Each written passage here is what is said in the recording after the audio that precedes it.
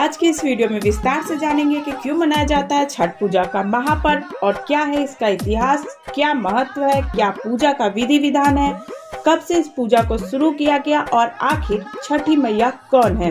सबको विस्तार से जानेंगे। उससे पहले आप सभी को छठ पूजा की हार्दिक शुभकामनाएं और मेरा नमस्कार। और साथ ही साथ अगर आप सोशल मीडिया पे कुछ भी बकवास चीज देखने के बजाय कुछ अच्छा देखना चाहते हैं तो अपने इस चैनल को सब्सक्राइब कर ले, ताकि कुछ भी वीडियो आने से पहले आपको सबसे पहले नोटिफिकेशन मिल सके। आइए विस्तार से जानते हैं छठ पूजा महापर्व के बारे में।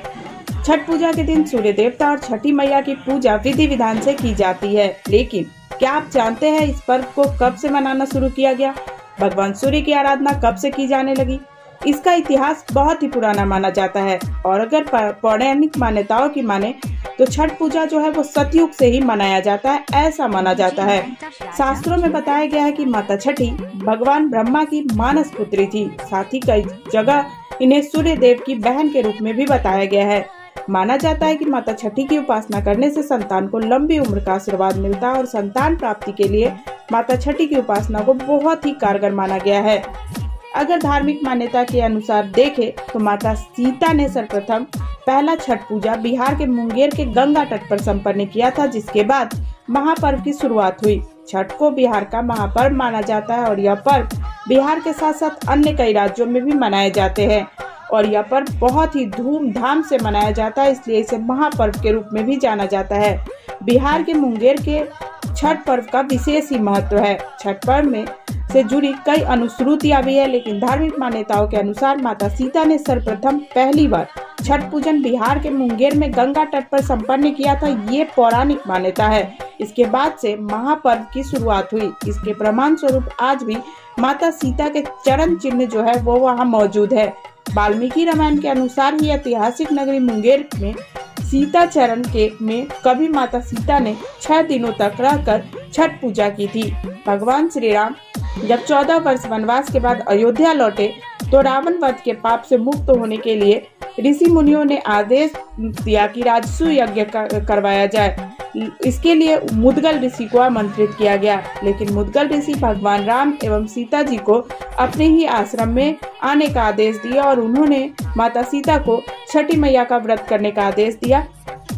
एक अलग पौराणिक मान्यता यह है कि राजा प्रियवंदन निसंतान थे और उस वजह से वो बहुत ही परेशान रहते थे। इस समस्या को लेकर उन्होंने महर्षि कश्यप से बात की।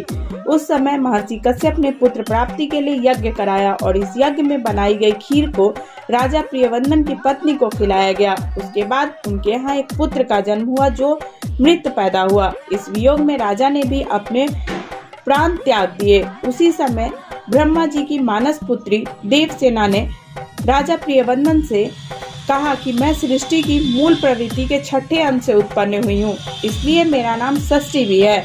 अगर तुम मेरी पूजा करो और लोगों में इसका प्रचार करो तो मैं तुम्हें पुत्र की प्राप्ति जैसा आशीर्वाद दे सकती हूँ। उसके बाद राजा ने षष्ठी के दिन विधि विधान से पूजा पाठ किया और उसके बाद उनके यहाँ पुत्र की प्राप्ति हुई।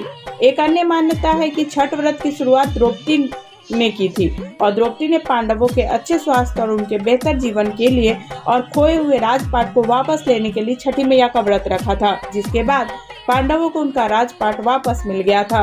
महाभारत की एक और कथा के अनुसार अगर माने तो दानवीर कर्ण सूर्य के पुत्र थे और वो हमेशा सूर्य की पूजा करते थे।